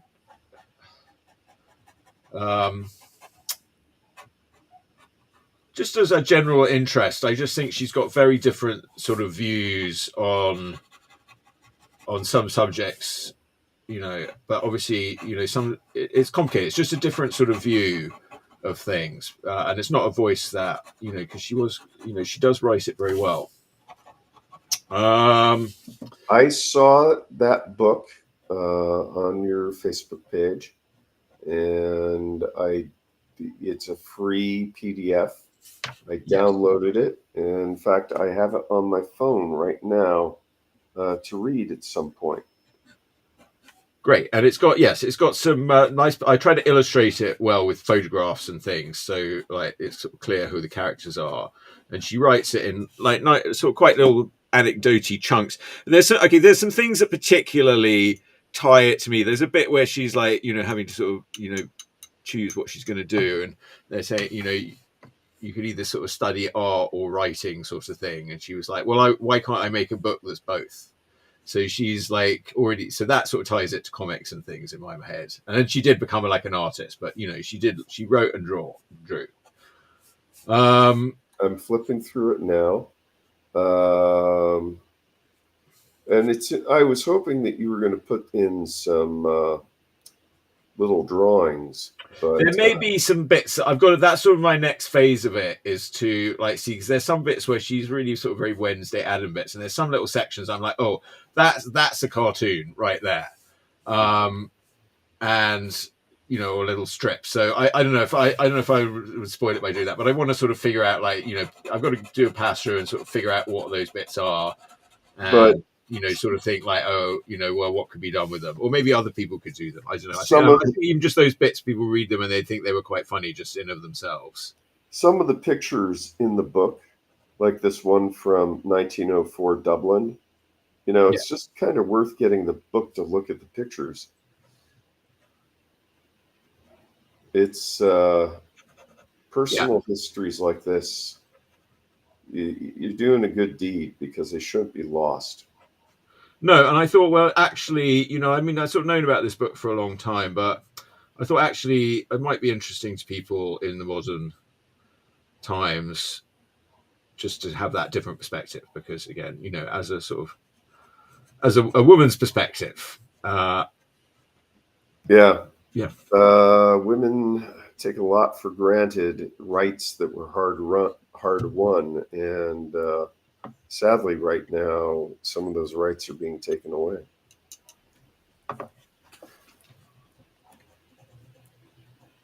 Yeah, and I don't know what she's like. Modern feminists would have to how they would react to what she has to say as well. She's not sort of super. She's not very.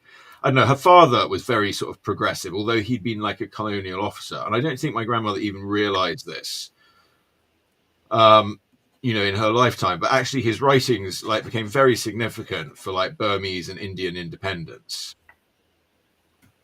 Well, even in her lifetime, it was sort of, he was sort of, his career and stuff was diminished because of this view of trying, he became quite sort of isolated because of it, but he did sort of maintain contact with people, and she sort of talks in the book about these people coming around. I don't think she really realized, even when, she lived in her 90s, and even when she wrote the book, and I don't think she even realized, how significant actually what he did was. But she does, go on about him a lot. So it's got a portrait of him as well. Well, I'm going to read it eventually. It's on my stack of stuff to read, my virtual stack. We've got a physical stack where all the zines are now, and then I've got a virtual stack, which are downloaded books. The other part of the story is he's working overseas.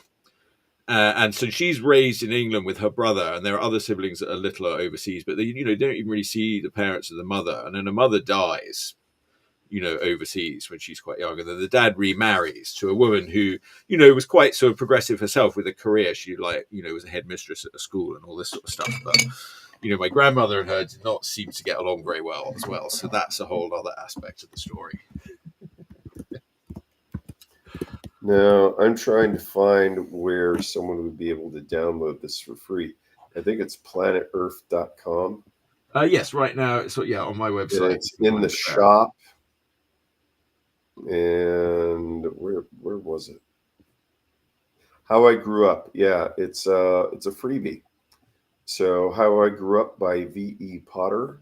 Go to Planet Earth, and that's planeturf.com, and then go to the shop. I download it as a PDF, so Kindle kind of kicked it out, but I'm reading it using a PDF reader. Yes, I will I'll set it up on Amazon and Kindle in a bit, but I wanted to I wanted to get it out there because I had it, and I see if there's much interest in it, and I want to polish it up and see what people think and whether it's worth me sort of pursuing it further. Well, really. I'll tell you, you might want to. There's a magazine in England called The Oldie. Oh yeah, I could send it to them for a review. That's a good idea. Yeah. My dad's probably knows. My dad would do. He would do cartoons for the Oldie. I think we've talked about this. Yes. Yep. And that's why I was wondering if you may want to do a few cartoons for the book, because when I was up there and looking at the stuff you had done for the marginals for Goodman Games, I thought that style could apply to spot illustrations in this book. I might do. That's sort of the next. That is the next step with that book for me. Is it's just I'm doing so many different. There's only so much I can do. Well, I know you hate it, but you've got the iPad. Just put Procreate on it or Clip Studio Paint, and then when you're goofing around, just knock out a spot illustration. Yes. As horrible as your work normally is, you're doing a good job today on this page. I'm really impressed. I hate you. I'm quite happy with this one. Yeah, this is like, okay, this is sort of more or less the end of the prologue. The prologue is only a few pages. Okay. On the next page, it makes me laugh a lot. We'll see what's going to happen. Oh my God. Okay, I upset Amber. Oh God, Amber's giving me hell. But it's well-deserved hell. Amber pointed out that I used a very ignorant phrase, just knock it out. Cartooning is work. It's not easy at all. And for me to just say to Chuck, just knock it out, it's kind of condescending, and I apologize. And Amber, and then Amber has reminded me, Dale, how are your comics coming? Thanks, Amber. Twist the knife. They're not. I'm busy packing stuff to move, and I'm pretty depressed. And not to mention, I have a destination wedding I'm going to. I'm going to be going to Columbus, Ohio, so I get a chance to go. All right, then more or less anywhere is a destination wedding. I get to go to the any wedding is a destination. Hopefully, I get to go to the Billy Ireland Museum, the famous museum of comics and cartooning at Ohio State. So my intentions are object at the wedding, escape from the fight, and then just go to the museum. Supposedly in Columbus, Ohio, I think there's a number of good comic shops too, because it's a college town. But I have to get plane tickets today. And I should draw. And I better start drawing because Inktober is coming up.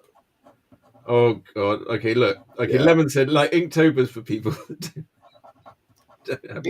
Inktober is for people like me who draw and then stop, and then Inktober reminds you that you can draw.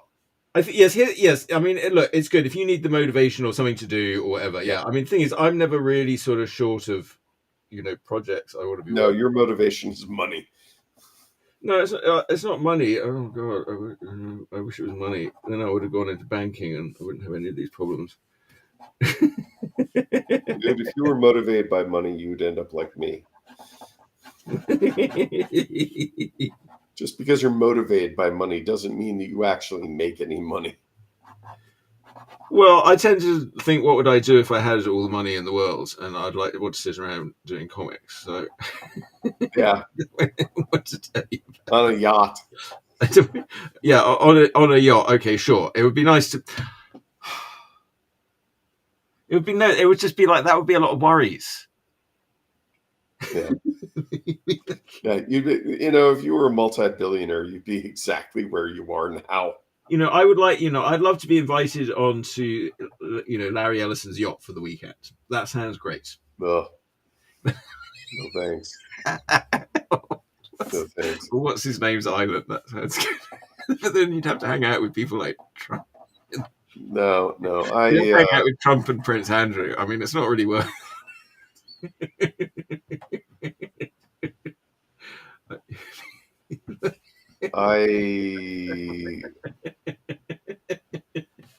Well, I'll tell you, if I had that kind of money, I would have a much better gorilla suit than I have now. Listen, people, if somebody comes up to you and says they've got a private island, would you like to come and visit? Just make sure you're a billionaire and not like somebody who needs money. Yeah. Well, that's because when you get invited to a billionaire's island, they just play the most dangerous game. They hunt you.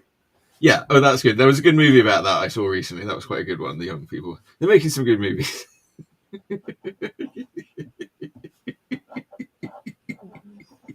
Movies peaked with Zardoz. Look, and kids, remember, even among billionaires, like 96% of them don't want to hunt you. Remember, Watch Zardoz. Yeah, Zardoz. Zardoz. Watch Zardoz. If Oh you're my local, if you're local to me in the South Bay, if you need to borrow a copy of Zardoz, I have copies of Zardoz. Sam, do you need a copy of Zardoz? He's not listening. He's gone to sleep. Yeah. Passed out. Out of boredom. You know, what's he supposed to say to that? Amber, you've seen Please do not ask Zardoz, for credit. right? Because refusal often offends. Amber, have you seen Zardoz? You must have seen Zardoz.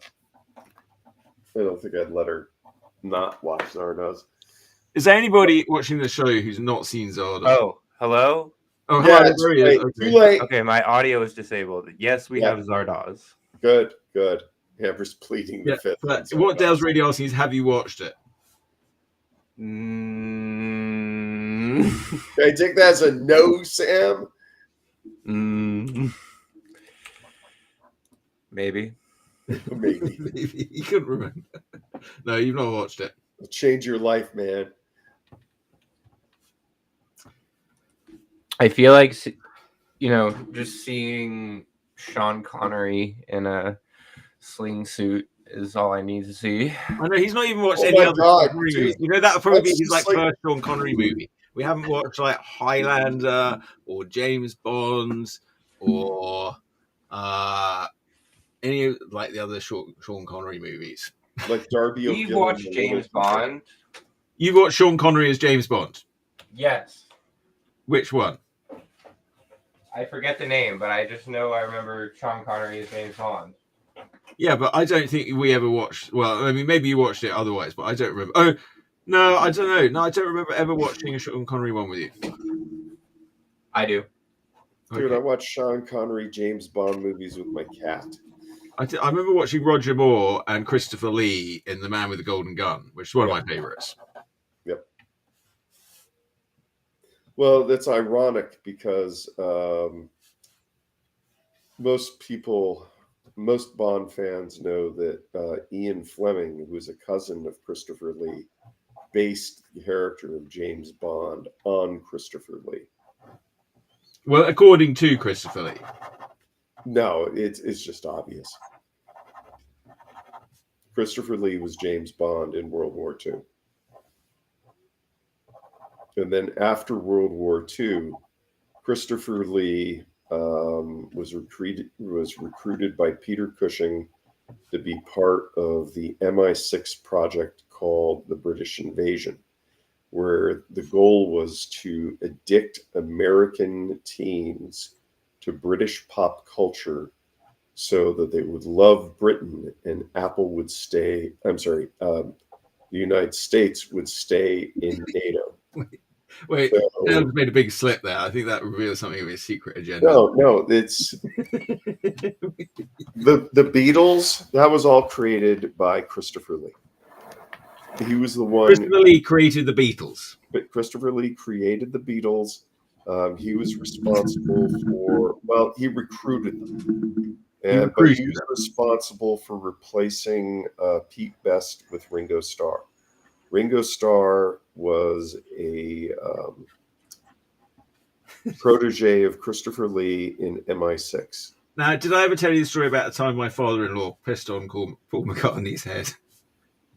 Your father pissed on Paul McCartney's No, my head. father-in-law, not my father. Your My father-in-law. father would never do anything. Are you talking about figuratively or literally? Literally.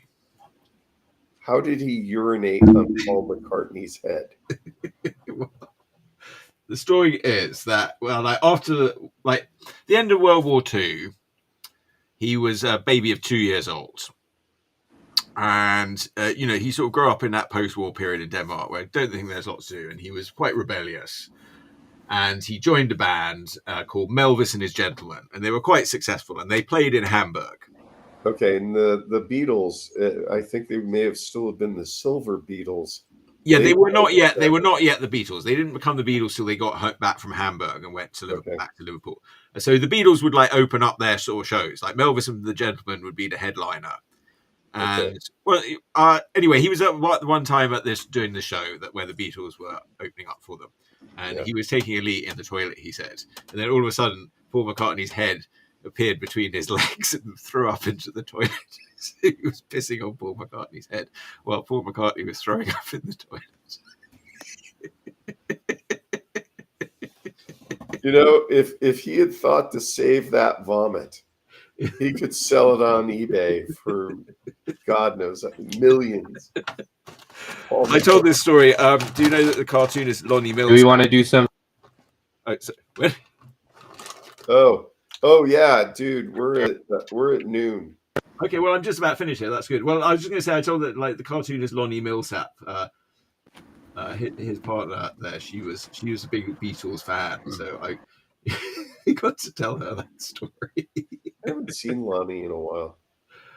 Oh yeah, he's a really good. I talked to him a bit because I sat next to him at one of the things that we did for the NCS thing.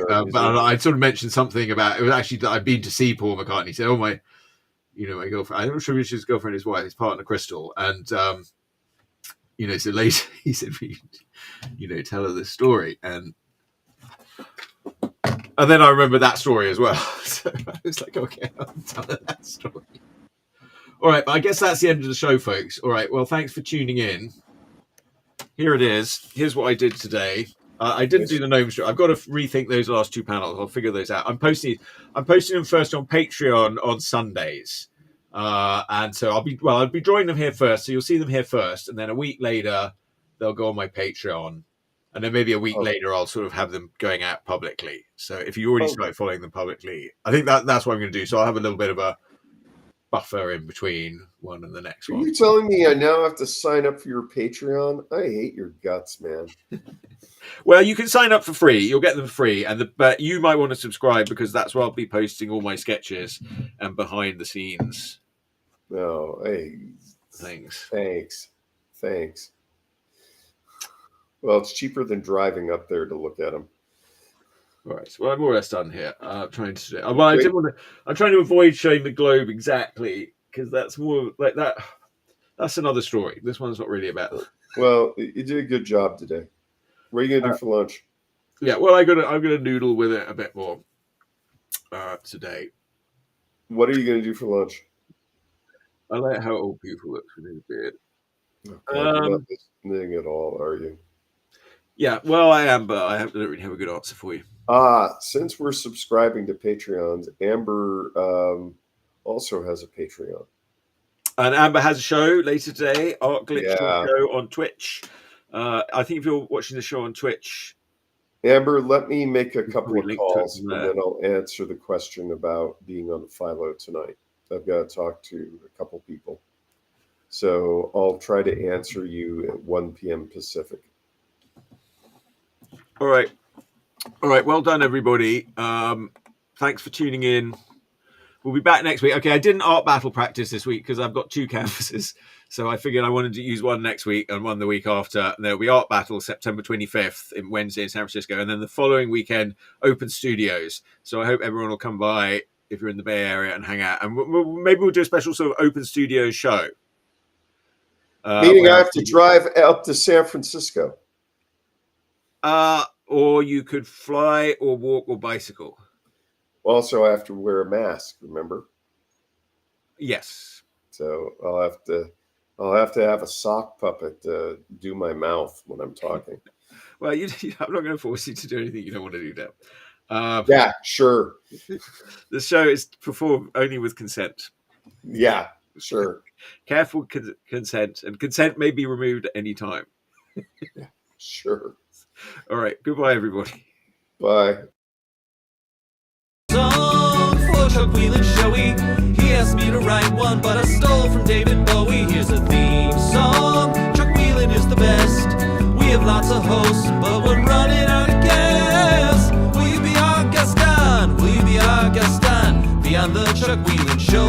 Whoa, whoa, whoa, whoa, whoa.